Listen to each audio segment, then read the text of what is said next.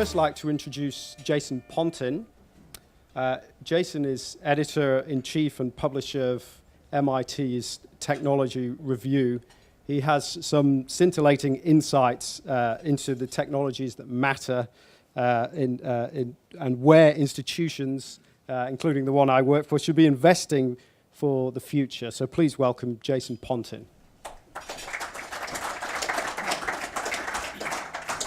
Thank you, Dominic. The enthusiasm might begin to ebb as soon as I speak, because I want to talk about something that really worries me, which is who is going to fund the big technologies of tomorrow, the technologies that have civilizational scale. I'm talking about creating a cost-competitive energy source that can compete on price with natural gas and petroleum. I'm talking about curing intractable diseases like some forms of cancer or Parkinson's or dementia. And let me tell you why I think this is a problematical area for commercialization. So people often tell entrepreneurs, or to be more specific, venture capitalists when they're at their most mean and dismissive, often tell entrepreneurs that they need to align their interests as entrepreneurs with the interests of a large venture capital fund. And what that essentially means is that a $700 million fund needs to earn around $2.5 billion in the course of its lifetime. And that immediately eliminates a whole variety of entrepreneurs who might or might not be able to turn to crowdfunding instead. But I think the problem is actually more profound. Traditional venture capital is only well suited to a very narrow set of investments. And let me go through what those criteria need to be. The investment needs to last no more than 7 years, effectively. Venture capitalists have very limited appetite for an investment longer than that. It actually needs to be, by any reasonable standard, a fairly small investment of capital. $10 million at most, not very much. Venture capitalists begin to get leery when it gets above $10 million. Despite all the rhetoric of venture capitalists around their being in the business of risk capital, venture capitalists actually have very limited appetite for risk. They talk proudly about only one or two of their investments needing to be moonshot events, but they want at least 3 or 4 of the rest of them to be okay and break even. So their appetite is only for 50% failure, which is actually an extremely low appetite for risk in the world of technology. And finally, they want a clear exit strategy. So what I've just described to you is a venture funding system that is perfectly suited for where venture capital grew up. It's perfectly suited for Silicon Valley, and it's perfectly suited for investing in IT, the web, or hardware. By contrast, VCs have never liked high-risk, high-capital investments that might take 10 years or more to commercialize. And they have never, ever, ever funded big civilizational scale technologies which at their inception had no clear path to commercialization. So despite all the involvement of private industry in the last stages of the Human Genome Project, which has returned to the US government 10x the government's investment, the venture capital community was nowhere to be seen in the initial development of the Human Genome Project. So I ask you, who in the future is going to create the grid-scale batteries that we need to make intermittent sources of energy like advanced alternatives a reality? Who is going to do the basic investments into dementia, into Alzheimer's? So I don't want to leave you hanging. I've got some ideas, but I think it requires a conversation around incentives, as a species. I think it's a matter of public support for big projects like clean energy, like solving intractable diseases. I think venture capitalists and entrepreneurs absolutely do have a role in the secondary stages of beginning to commercialize the IP. And then I think the final stage probably requires big industry, on the model of how the biotech industry has traditionally taken IP out of startups and then been responsible for the commercialization and the marketing of novel therapeutics. But that brief moment following 2000, when we thought that venture capitalists would be funding clean tech, has failed.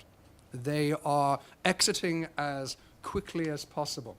And our only hope of solving these big civilizational problems we face is a institutional, political commitment, as well as the work of entrepreneurs and venture capitalists. Thank you.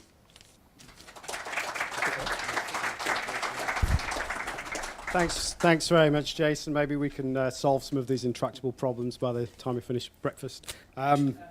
Next, I'd like to introduce Alan Moore, a fellow at the Royal Society of Arts and founder of the innovation consultancy firm SML-XL. He's a global visionary on the disruptive trends that are reshaping the economy. He's also a fellow POM. Please welcome Alan Moore. I only found out what POM meant the other day. They mean it nicely. Good morning. When I was recently interviewed by a BBC journalist, Peter Day, about my book and project, No Straight Lines, he picked up on something that I said, which that many organisations today are inappropriate for the world that we live in. I argued that we needed organisations, commercial or otherwise, that serve and, more importantly, are in service to what I call the collective good. Organisations that are specifically designed around the needs of our humanity. These businesses and organisations, I argue, should be life-enabling, life-simplifying and navigational, i.e. help me through the complexity of my life. And I argued that we now, and I stress the word now, need to focus on a regenerative society, conceived from the vantage point of a long-term view rather than one that is myopically constructed from the tyranny of the quarterly numbers. Investing and supporting these organisations which delivered on this particular vision must be our collective purpose and mission. Because we all have to think very carefully now, I think, about what we take, what we make and what we waste. Whether we consider this from a social, organisational or economic perspective, and indeed an environmental one, it is not business as usual. What do I mean by that? Well, a couple of examples. Patients Knows Best is a healthcare business which innovates on how people, patients and clinicians can together collaboratively better manage chronic healthcare, and in so doing can reduce wrong diagnosis, overprescription of drugs and clogging up the waiting rooms of specialists who are extremely overworked. To reduce the cost of healthcare, which is the biggest cost of any Western developed country, we need that type of innovation, which is both human-centric and transformative and in fact adds value. It's what I would call non-linear design. We need manufacturing that can, for example, design and build cars 5 times faster or 100 times less the capital cost in factories, if you can call them, which are agile, high value and low impact. We need, in fact, to understand that really well-conceived businesses and organisations of the future are higher performing, are transformative, and yet the counterintuitive thing quite often is that better, much better, doesn't necessarily have to cost the earth. In terms of investing, this is my perspective, and I was talking to Sherwood about this the other day, that in Australia you're paying between 10 to 12% of your annual salary into pensions. So what if 1% of that total fund would go into startups and entrepreneurship? For 2 reasons. Firstly, it's argued that by around 2030, 50% of all the current organisations that we have as businesses will not exist. So we must collectively become the midwives of bringing in this new regenerative world into existence. Plus that 1% is the wealth distribution that diffuses itself into society, reconnecting people and communities with the idea that they too are part of building a bigger picture. Secondly, the idea that only some professional people can play the casino of investing in the future, in my view, is insane. that banks and other financial institutions have protected ourselves is a lie. Exhibit A, the GFC. So in conclusion, we, that is all of you in this room, need to invest in a better, much better future that won't cost the earth. And if you want to be part of the future, then you have to create it. Thank you.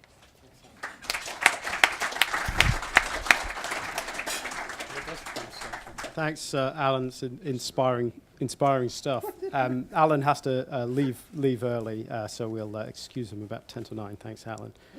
Next, Sherwood Nice. Sherwood is a highly decorated entrepreneur. He's won multiple awards, including Ernst & Young's Entrepreneur of the Year. He's pioneering of crowdfunding and the story of how he managed to persuade US legislators to make equity and debt-based crowdfunding possible by law in the States is quite something. Please welcome to the stage Sherwood Nice.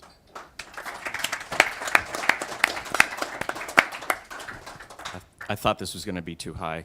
It's my life story. My business partner is actually a foot taller than me, so whenever we're on stage together, I always have to pull the microphone down. It's highly embarrassing. So my big idea is it comes down to a very simple notion that a year ago, when we were peddling this idea, when the president had just signed our bill into law in the United States, nobody really knew what crowdfunding was. People had been on maybe Kickstarter and understood the applications for art-related projects and how you can fund them that way. But the idea of taking those same dollars and investing them in startups and small businesses was in its infancy, and it still is. If this organization, and if anyone wants to be on the leading edge, now is the time to jump in. There's an opportunity to buy, build, or white label a crowdfunding platform here in Australia and get started now. There has never really been a start date for an entire industry that is about to kick off as crowdfund investing will. This hasn't even started in the United States yet. We're waiting for the SEC to flip the switch. Here in Australia, it can't get started until your regulatory body says this is something worthy for Australia. And I'm going to tell you why it's worthy. And what I love about it is when we were peddling this before and I was testifying in front of Congress, I was doing it as an entrepreneur saying, we need this. We need this for our ideas. We need this for the capital. We need this for the commitment of people so that we can get going. Now we've got people up on platforms all around the world that are spreading our message, and I think it's really exciting. But it's exciting because it proves the concept. It proves that when you look at the collective wisdom of the crowd, it not only provides the capital, or it can provide the capital that we need, but it allows us to know without a shadow of a doubt, before a dollar is deployed, whether or not there's a market for that product or service. How great would it be if we force people to sit down and pitch their ideas to their communities before we waste any money? If we can do that, if we can collectively use the wisdom of the crowd to then look at all these ideas and all the disclosures around them, because you have to remember, this is a securities-related industry. So when you issue securities, you have to have all the disclosures around it, a business plan, a use of proceeds, a valuation, how you came to it. And you really have to explain this to people in a very simple way so that they understand the risks and rewards.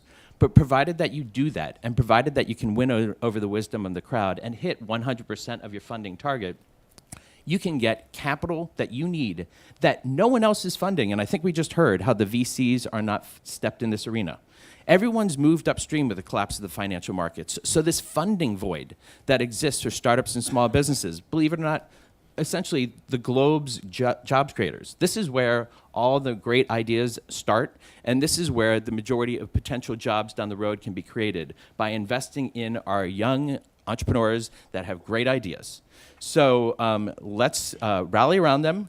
Let's change policy globally. I think it's exciting that organizations like the World Bank are looking at this, and we're working with them to help developing nations leapfrog what we have in our existing financial structures so that they can get access to capital and they can innovate and create businesses in their own backyards. So I think this is an exciting time, and I would encourage AMP to jump on board and be a leader in this rather than a follower.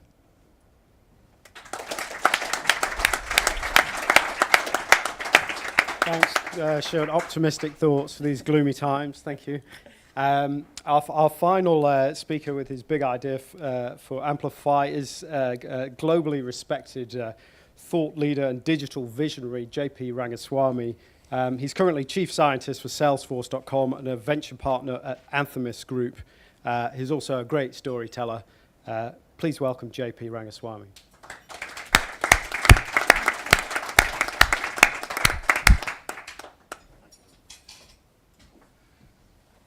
Okay, hi.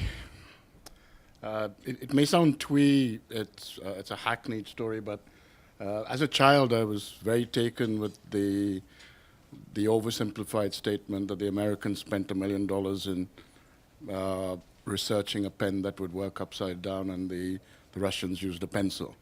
Right? I think that today one of the key ways we can choose to invest wisely for the future is in actually thinking about what we're investing in with a different lens. And the lens I'm proposing is platform-based communities.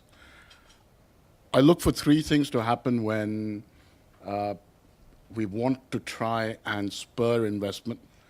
One, that you make use of things that are already there. And the two things I want to unlock, if you want to call them things, are the social capital that exists in women who sort of are extracted away from the workforce, and the elderly, of which I'm apparently one now, 55, and you are considered over the hill. So the social capital that is embedded in those two classes of human being need to be released and made available in any form of investment model, but otherwise you're leaving money on the table. The second element to me is that there is a lot of friction that exists within the work that we do because we get so much wrong in terms of data mismatches, in terms of figuring out, you said tomato, I said tomato. We have tended to solve for efficiencies inside institutions, and for 40 years spent that in terms of improving efficiencies in our back-end processes. We have only just begun to scratch the surface of how to improve engagement with customers.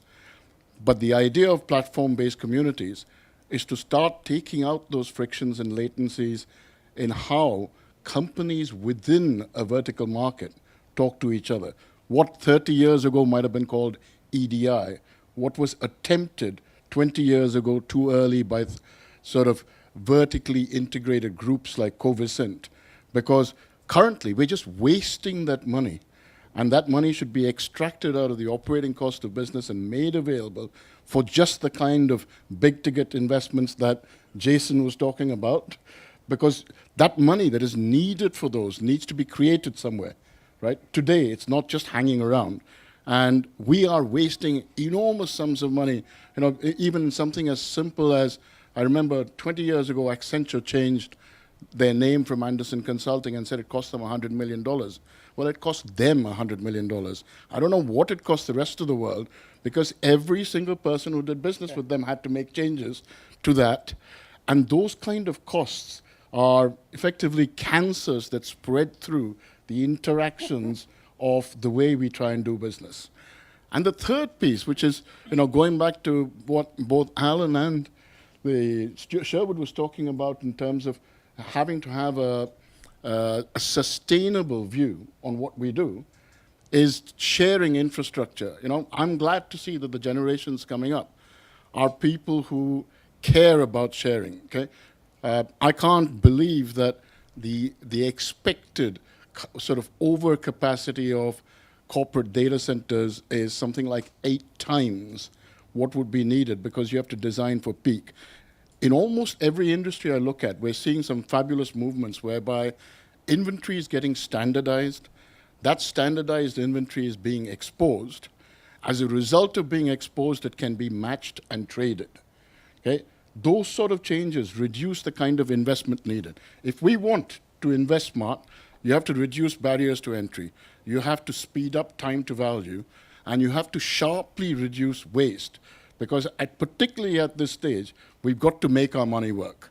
A platform-based community or vertical market approach achieves all these things, and I'm convinced that while we fix the large items like being able to get our tax codes right, while we fix ways of being able to poll what it is we do and getting the feedback loops right, there are small things every organization can do, like looking at what data can it expose, what processes can it expose, how can it allow larger participant groups to come and engage in being able to build services, how can it unlock assets that are currently wasting for no good reason.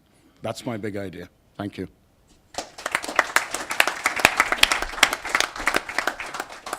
Thanks very much, JP. One of the themes that seems to have emerged is this is the idea of persuading people to take risk, particularly at a time such as now. We learned yesterday that Australia could be slipping back into recession.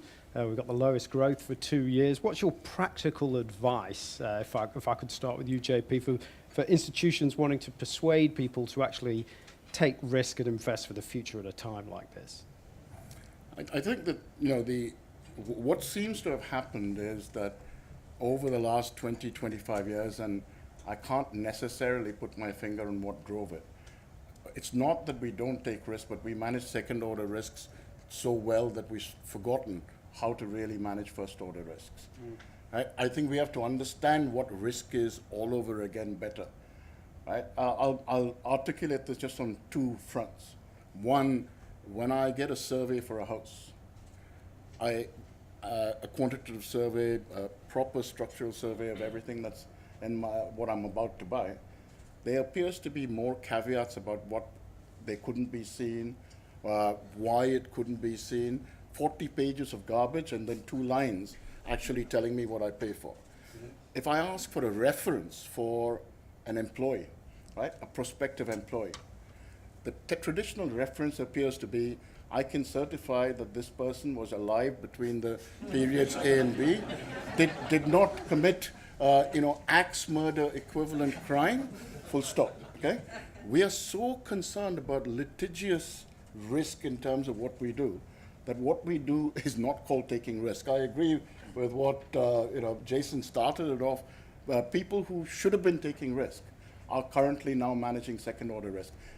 To start taking risk again, all we have to do is just that, start taking risk, not pretend to manage reputations.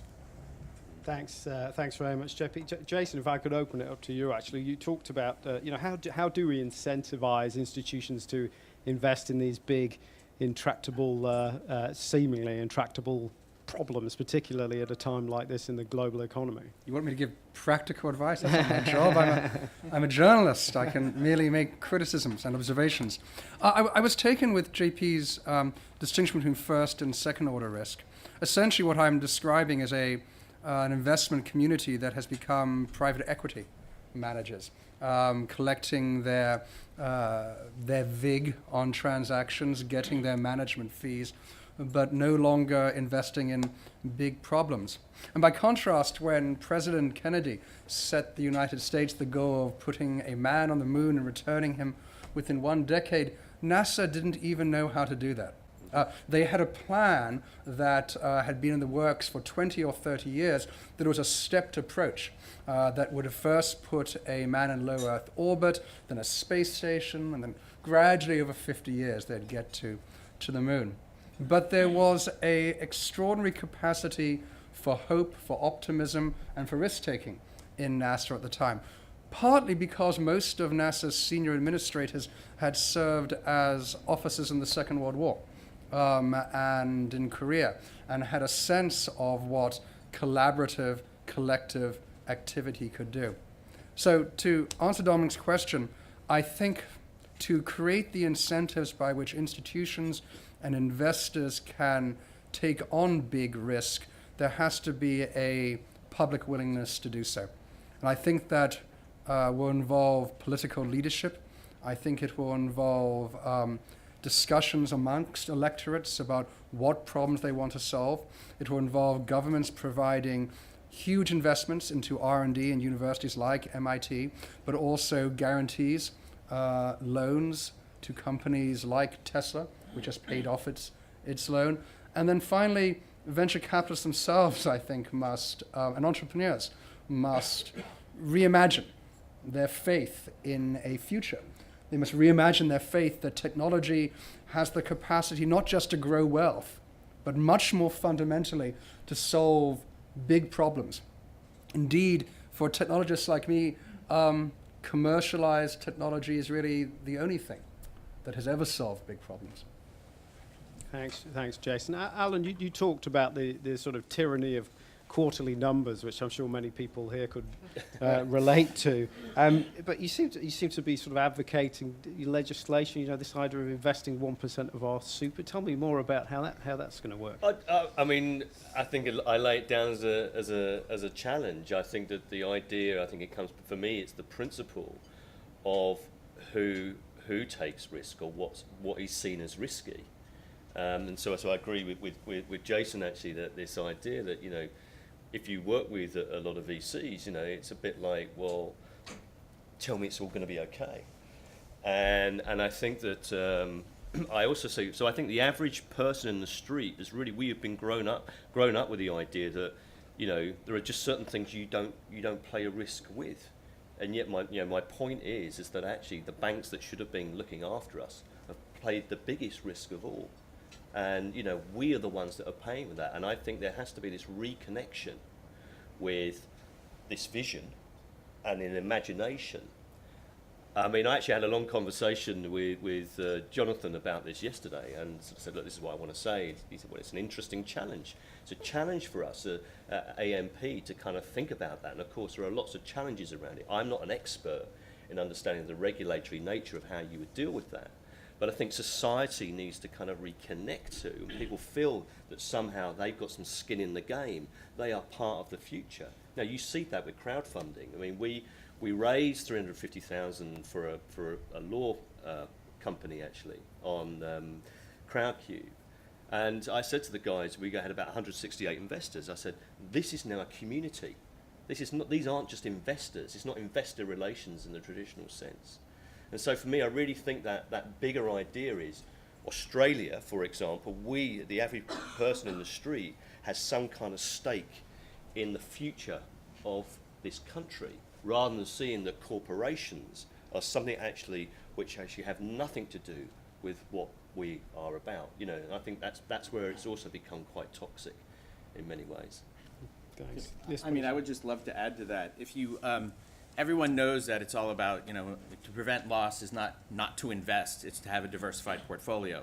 So if we're teaching people already that you have to spread your risk out, and they're used to investing in high-risk assets, all we need to do is change where they're putting a small percent of that into an opportunity that didn't exist before. So that's the true impact that this can have. If you're looking at, like in the United States, Fred Wilson, who's an expert VC, was saying if Americans just took 1% of their savings and invested it in crowdfund offerings, that would be a $300 billion opportunity every year. You can imagine what $300 billion could do for the people with the ideas. You have to remember, and I'm sure as you all know, we don't have a lack of ideas out there. There's billions of ideas. We have a lack of people funding ideas. It's always the investors that are missing from the equation. That's why entrepreneurs are walking in the doors of VCs thinking this is the solution to my problem. It's not the solution to your problem, as you've heard. It's the opposite of the solution. In the United States, and I was talking about this, there's 27.5 million small businesses. VCs last year funded 3,800 of them. Okay, so don't even think about going to a VC. It's outside the scope of probably where the sweet spot is, and you're not going to get the money. But if you look at a diversified portfolio and we can get people accustomed to taking money that they already put towards high risk into crowdfund offerings, I think we can have a tremendous impact. Well, at the technical level, Dominic, of economics, I think what we're all saying is that risk itself must be diversified. Last year in the United States, $5 billion was invested in new energy research, just $5 billion. And to give you some context, the National Institutes of Health alone invest $115 billion into healthcare. And if we care at all about the future of energy, surely through mechanisms like crowdfunding, through better funding of universities, through some sort of process, we can diversify the risk of inventing the energy future we need. Thanks. Sherwood, if I could just play devil's advocate for a moment on crowdfunding. No devil's advocate. This is the way to go. This is all good. I'm going to do it anyway. Well, what about fraud with crowdfunding? You know, we're talking about some quite unsophisticated investors getting involved in these sorts of schemes. There's potential for sort of another bubble happening here. There's a lot of excitement around it, and one of the great things about institutions is that they're regulated and that it's sort of controls risk. And what's your argument back to First, that? I want to know if the SEC contacted you to plant that question. Okay. Fraud. Everyone's concerned about it, right? I mean, you offering these opportunities on the internet, you don't even see the person on the other end. Someone is going to be taken advantage of, correct? Yes. Believe it or not, it will happen. I'm not denying it, okay? So let's just assume that fraud is a common part of everything that goes on in our lives, and assume that as we have fraud, we will deal with it, and let's hope it's not as big as it can be. Now, the way in which we mitigate that risk in our framework is you put caps and limits on it, and you put mandated disclosures in there, and then you force the transparency of it by using the collective wisdom of the crowd. All right, so let me go through that. You have $1 million cap, at least in the United States, on how much you can raise through crowdfund offerings. On that cap, you've got all or nothing financing. So if you don't hit 100% of your funding target, that money goes from an escrow account back to the investors. So some fraudster is going to have to be thinking, well, I really need to actually narrow down how much money I want to take advantage of from the crowd, and I have to hit 100% of my funding target from them, and I'm not going to get that money. So I'm already beginning to think, and I don't know any fraudsters, but I'm already thinking, they're probably thinking there's easier ways for them to go about this. Then on top of that, you've got these mandated disclosures. So a potential fraudster is going to have to come up with a great business idea.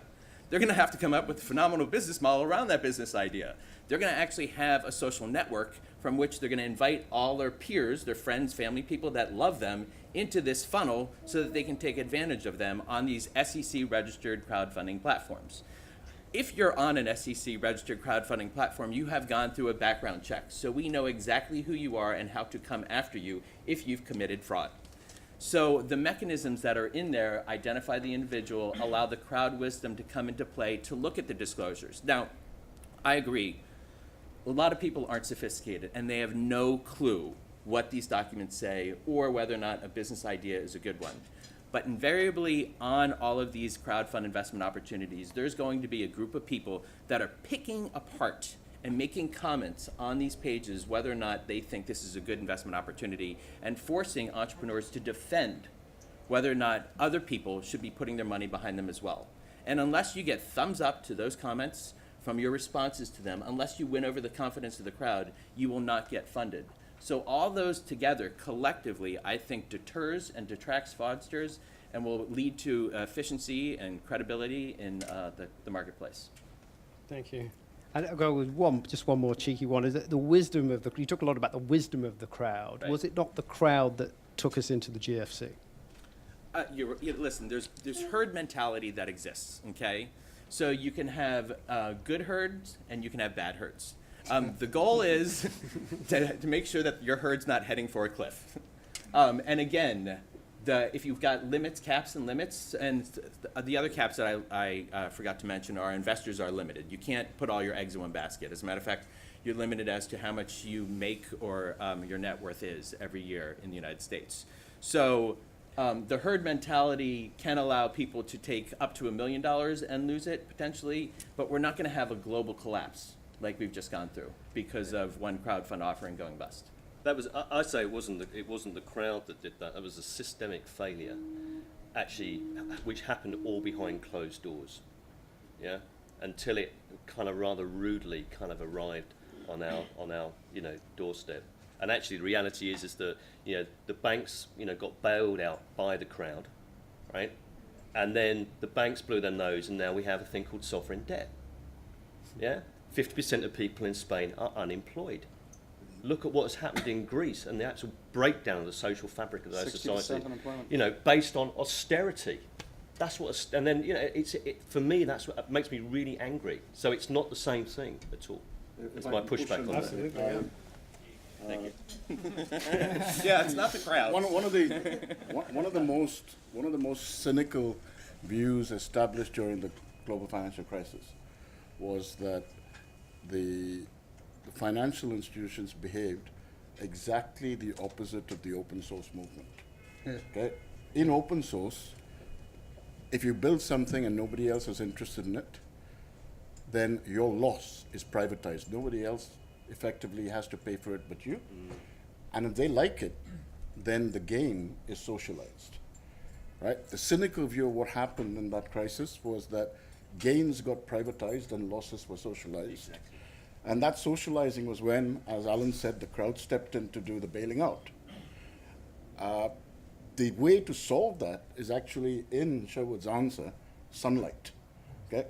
As long as there is transparency, you don't have two herds anymore, because the herd that goes over the cliff is one that is not clear as to what is happening and why. It's just following the nearest other herd member.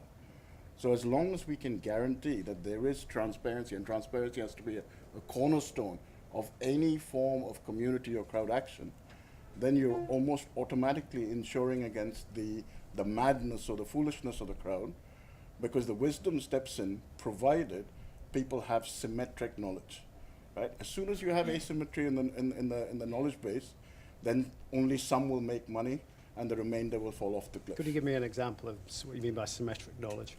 Okay, blackmail is asymmetric knowledge, okay? The reason why people concern themselves, and Australia is a good example of that, about privacy, is asymmetric knowledge, because you don't know who's looking at you.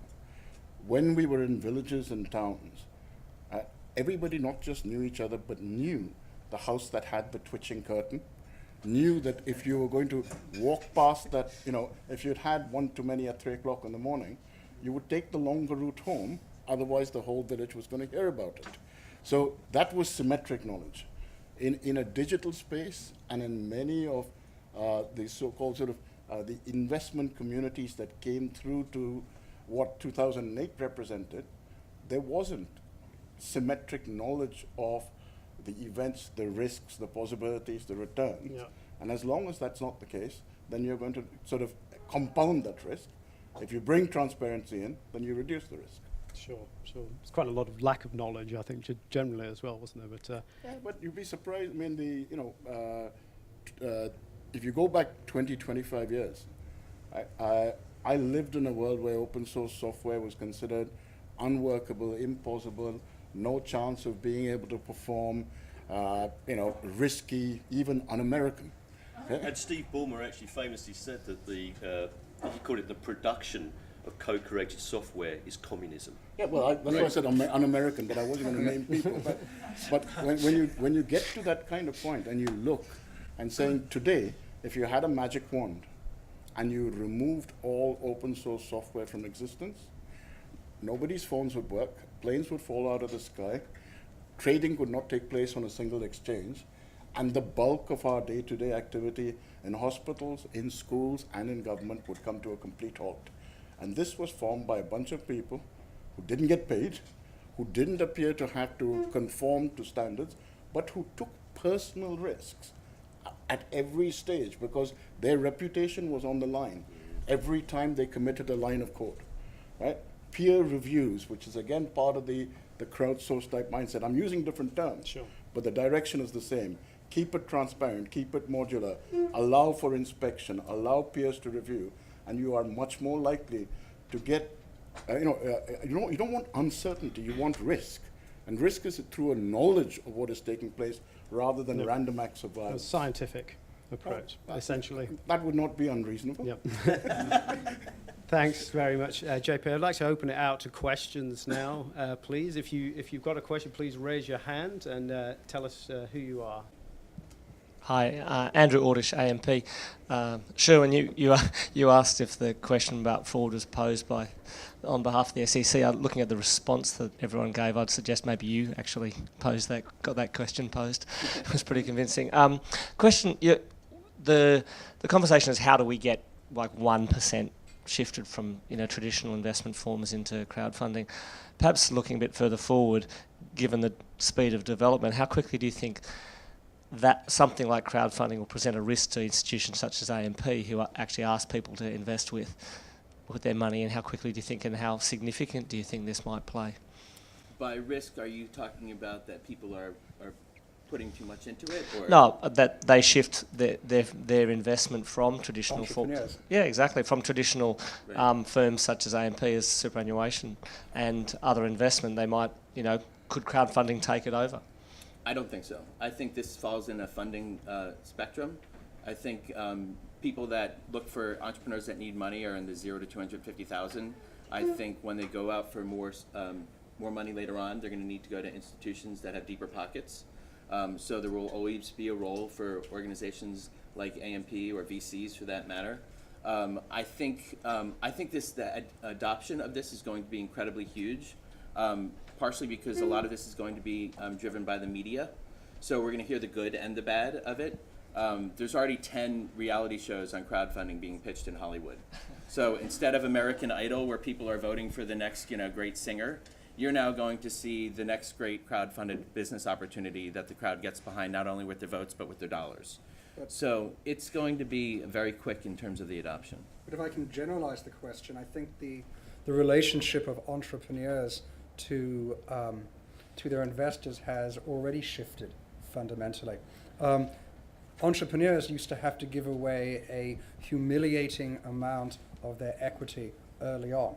And now there are a whole variety of other mechanisms of funding, whether it's crowdfunding or angels or bootstrapping, partly because the cost of startups, at least in the web and the IT space, has plummeted.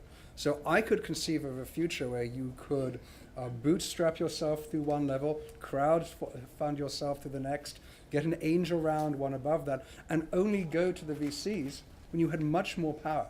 And so I think the relationship of your average entrepreneur to the VC, which had been one of kind of cringing, helplessness, has already ended. It may also be worth thinking that 170 or 180 years ago, structured, regulated, transparent crowdfunding used to be called mutualization. So you guys are already in the business. Yeah, and I mean, if you're looking at things from a P&L perspective, just look at the dollar volume that's going to be going through there. If the platforms themselves are charging 7 to 10%, and your job is just to get the platform up there and let the crowd decide whether or not they're going to fund it, and you take the 7 to 10%, that goes right to the bottom line. So I think there's an opportunity, a forward-leaning opportunity for institutions like this to say, you know what? Be the platform. Right, be the Exactly. platform. Get it. Exactly. Show a little that you're willing to take the risk with the crowd. By doing that, what you really need to be doing is providing the education that they need anyway. Mm-hmm. So all of this comes down to making sure that both entrepreneurs and investors are educated as to this new asset class, because that's what this is. And it's high risk. And so with that, the responsibility comes down to us to make sure that people go in there with their eyes wide open. I want to throw something into that, connected to what Jason raised at the start. Okay, where I work, we have a foundation. On the day the company was set up, 1% of our equity, 1% of our product, 1% of our time was set up into a 501c3, so that charitable sort of donations, the ability to engage with society, started from the first day the enterprise was set up. The reason I bring that up is everything that we do as employees has a matching approach as a result of that foundation existing. One way of connecting crowdfunding type approaches in commercial organizations to the kind of commitments that have to be made for moonshots would be to say it's a 100x match. So then you get the engagement that Alan would look for to say, at least be able to verify people are interested in doing this. You get the smarts of a crowdfunding approach, but you still get the 5 billion, 10 billion type raises that are needed, even and over longer periods, because you can use the crowdfund as a proxy for a much larger institutional match. To JP's point, none of this is new. To some degree, perhaps the institutionalization of low-risk venture capital was a historical chapter that is passing. Mutualization 150 years ago, 200 years ago, incredibly risky projects like the first English dictionary. Samuel Johnson's dictionary was a crowd-funded project. It was subscribed to, and the subscribers to the original version of the dictionary got a return on the investment. Sensible copyright laws as Yeah. well. So to some degree, we're returning to a more distributed form of risk and investment that existed before the industrial era. Thanks, Jason. We have a question from Anna Lee. I was just reading in the paper this morning that the public esteem for political leaders are on all sides of the spectrum as lowest in 20 years. And I'm concerned about a disengaged citizenry. And I think that potentially, the community wants to be inspired. Reflecting on the winner of our Bright Sparks idea of PhD students the other night, 2 nights ago, where a young lady had an idea to build a space elevator using nanotubes, just got the whole crowd going with the audacity of such a dream. And it does seem to me that there is a potential to use these kind of crowd-funding platforms to test really big, audacious moonshot ideas, like putting a man on the moon or back, or building a space elevator. Any comments on that? Perhaps one for you, Jason. Yeah, I mean, I think crowdfunding might, for big ideas, moonshot ideas, might constitute a kind of market signal or democratic impulse that politicians might pay attention to. There's a patent troll called Nathan Mervold, who runs a fund called Intellectual Ventures that dresses up his patent trolling with some socially worthwhile activities, amongst which is the project to create a safe, scalable, new nuclear reactor technology. It's called a traveling wave reactor, actually dates back a few years, and he and Bill Gates are building the world's first privately funded nuclear reactor in China. If it works, it would change the way we think about energy realities. And perhaps a way to signal to politicians that this was a worthwhile project was to allow crowd-funded investments in Nathan's nuclear project. I think the reality is a lot of these projects also take a ton of money, a lot more than the crowd could possibly ever contribute. So the way in which you leverage that is you put a test out to the people with these ideas and say, if you can reach 90% of your funding target, we'll come in with the other 10%. Or if you can reach, X number of dollars from the crowd or an X number of people, we'll come in with a parallel investment. So what you're trying to do is leverage the power and the wisdom of the crowd, and whether there's a market demand from the people that will be using it with the capital from the people that can provide significant dollars. And that's a way in which the two of them can work together, because just by it's under its own mechanism, it can't provide the deep capital that a lot of these projects need. I'm going to push back on that a little bit. Okay, we've been talking about risk. I'm just going to use 3 quick examples because the crowd approach also has the risk that crowds don't take risk. Crowds become incremental. So you have the Henry Ford. If I ask people what they wanted, they'd have said faster horses. You have the Google type statement of don't go for 10%, go for 10x. Right? Crowds don't tend to go for 10x.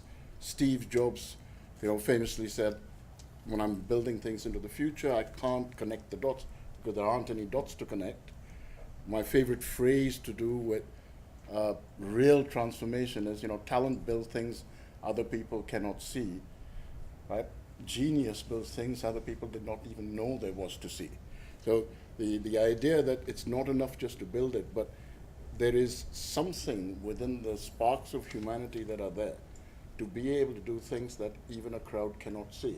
When we come up with a solution to the moonshot type argument, we need to balance off incremental improvements in society with sort of the collaborative pieces that are able to do that, with the risk taker who is able to completely transform an industry, doing things that everyone else in the industry says they're uninterested in. So market validation will not exist, and you still have to do it, right? If they took a poll one day before, what's his name, Yuri Gagarin went up in space, right? One day before, if the American public were asked, do you want to get to, the moon? The chances are the American public would have voted down the idea, right? When I was working for Dresdner Bank, right, whenever I had to get the board to do anything, The answer was get Deutsche to do it first. Okay? So, we live in social environments where the challenge to do something tends to be competitive, incremental, rather than out of your head, completely dreamer. And we need some dreamers, and any answer we come up with for designing for the future, keeping a little dreamer component, and that's the riskiest part. That's the one where the crowd says no, right? That's the one where no one's interested, and maybe the thing that we all need. You mentioned Steve Jobs. He said, "It's not the crowd's job. It's not the consumer's job to know what they want. That's my job." I agree with that, but I also think for We were agreeing too much. I was getting upset. yeah, but for projects that require us to make a political commitment to solving them, for big problems, sometimes maybe a crowdfunding could be an additional signal to Annalie's question. Could we just say thanks very much to Alan, who's got to leave us at this stage. That was great. Cheers, thank you.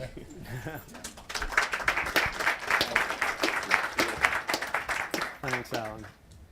Do we have another question, please? Yes, sir. Hi, it's Mark Woodrow from the Galaxy. I'm residing at the Hub. I'm a crowdfunder, quite a significant crowdfunder, because I pay tax. And I was going to ask, what is the role of government in this area of both solving big problems and also in raising money? Well, I can talk from the policy perspective. The role of government is to enable capital formation and protect investors.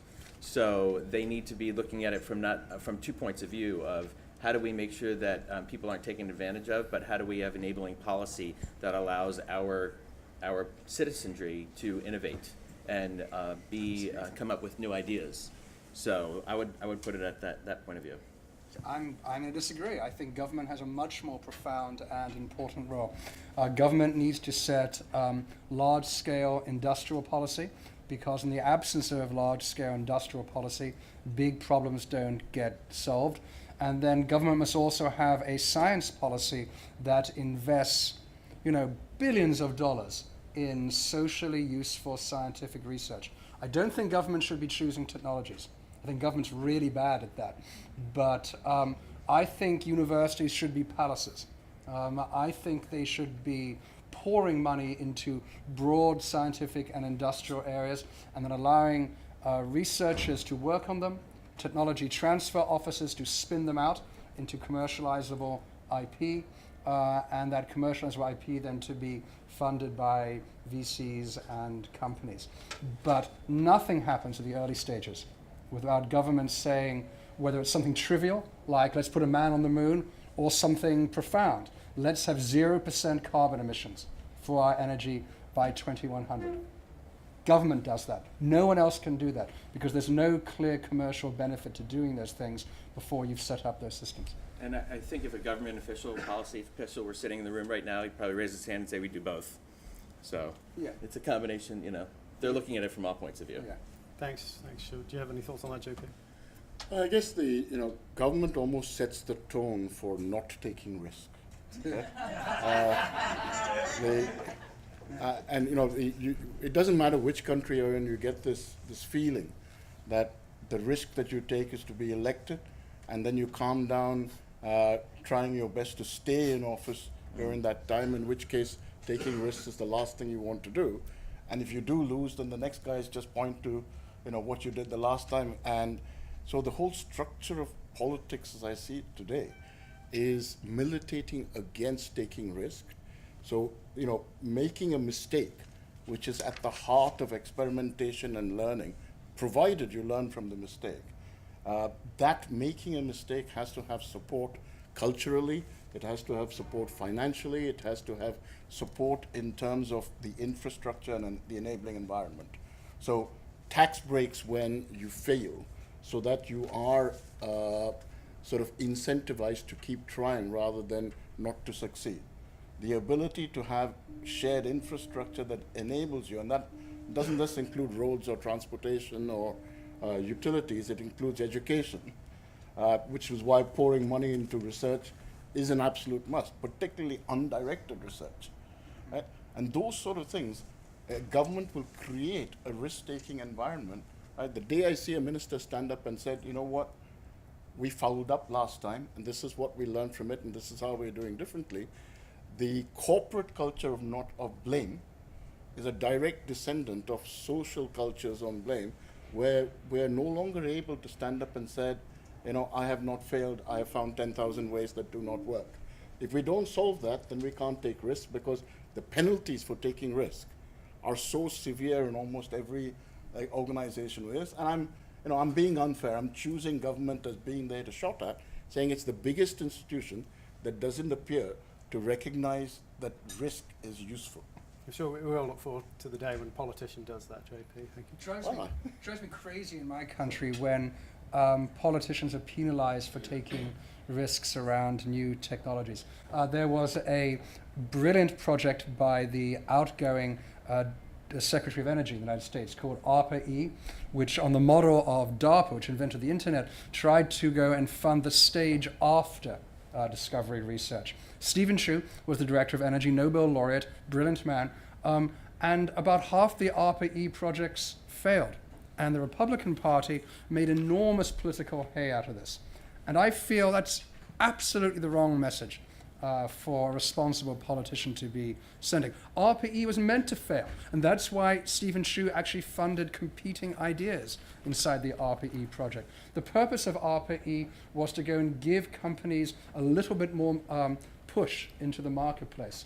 So we want to encourage our politicians to take risks rather than rewarding them for being risk averse.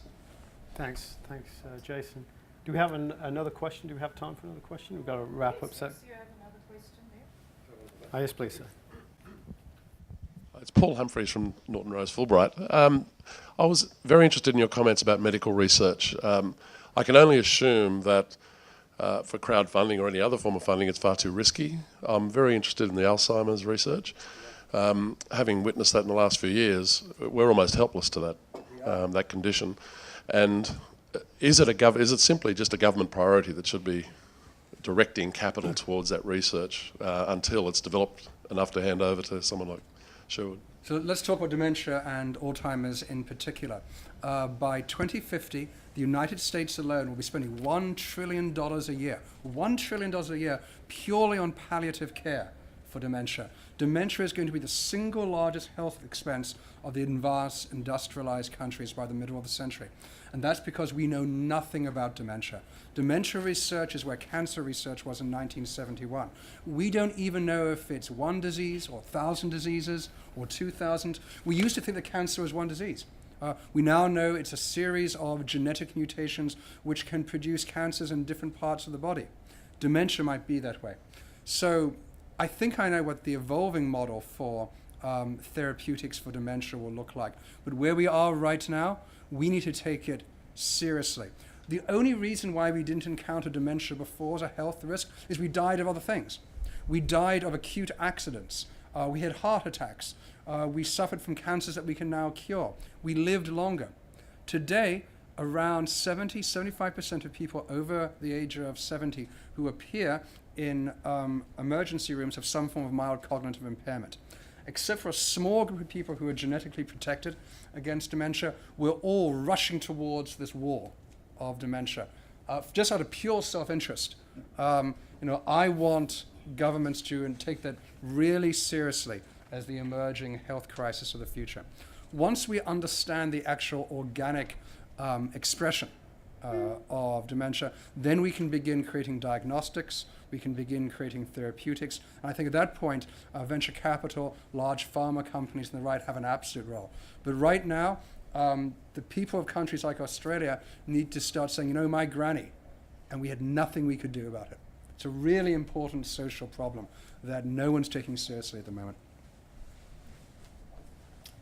Thanks, Jason. Do we have any more questions? Let's not end on dementia. That's too depressing. Yes, please, Nick.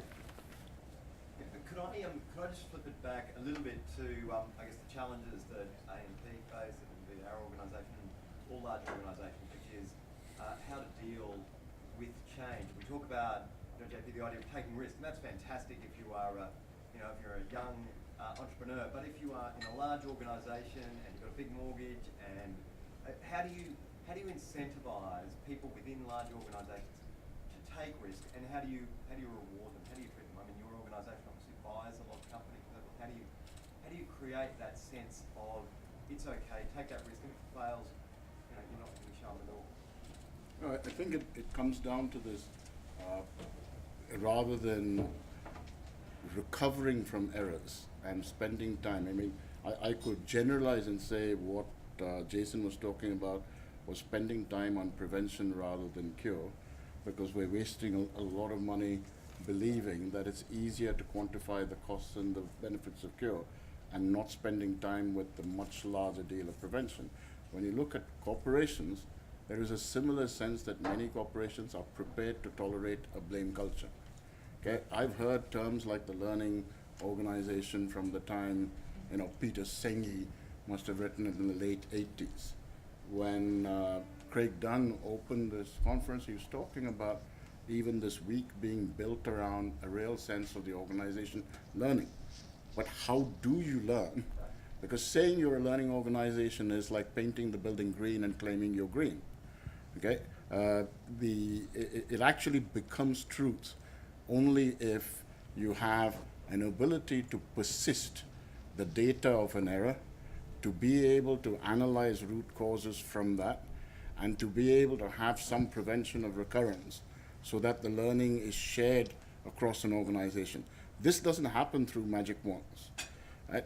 The culture of saying there is no blame, we will celebrate failure, we will, you know, that when a complaint comes in from a customer, when we get to a point where it is standard for a company to reward a customer for being the best complainer of the week because it added value everywhere. You know, thousands of other customers gained something from that complaint because a fix was made to something that was a friction or a latency beforehand. That sort of approach to saying we walk away from blame cultures, okay? I've heard the term blame culture and I never understood it. I've been privileged to work in places where I have been allowed to make mistakes, and much of what I am today is because I've been actively encouraged to make those mistakes and then to reflect on them. Sadly, I don't see that as the norm. I hear good things from the signals I had at AMP, but I don't work here.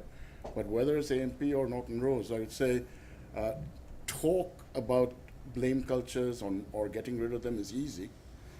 Making sure that you have formal infrastructure, processes, mandates, and incentive schemes to celebrate the learning that takes place. I mean, I'll end with, you know, any of you golfers, okay?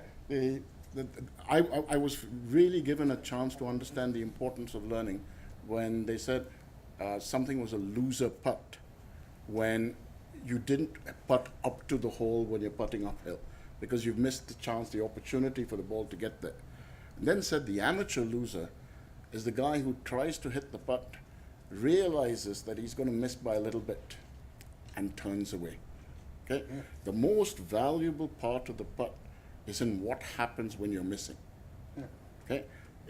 If you have a culture that does not blame, then in the act of making the mistake, what you're actually doing is observing the mistake with great care, because all the information that is valuable for learning is actually in the act of committing the mistake. But collecting that was very expensive historically. Nowadays we have tools called smart mobile devices that really simplify it. You have crowds being able to connect, to be able to tag, to be able to comment, to be able to review. So the wisdom of the crowd, of the community, the network that it represents, the ability to have smart devices to be able to help it, we have tools that can help us avoid blame for the first time. Right? It's gone even further because we are now not just a quantified self, we're the quantified firm. We can actually track and audit pretty much everything we do. And I spoke about it in the first day. We have the ability for the first time in human history to TiVoize work. We can save and replay it later. Right? Then you have the opportunity to say, let's analyze what went wrong. Coaching and mentoring becomes related to some contextual statements there, rather than, oh, you failed. Okay? That starts going into performance management. I mean, the whole cultural element of saying we don't do blame, we learn, is possible for now. It wasn't possible 20 years ago, so I have no sort of worries about why we didn't see it. But not practicing it tomorrow is a sin. Thanks, JP. I think we'll end on that wonderful soliloquy. I think I'd just like to thank all the generosity and insights of all of our panel, Jason, Sherwood, JP, and Alan. If you could all thank them yourselves, that would be great.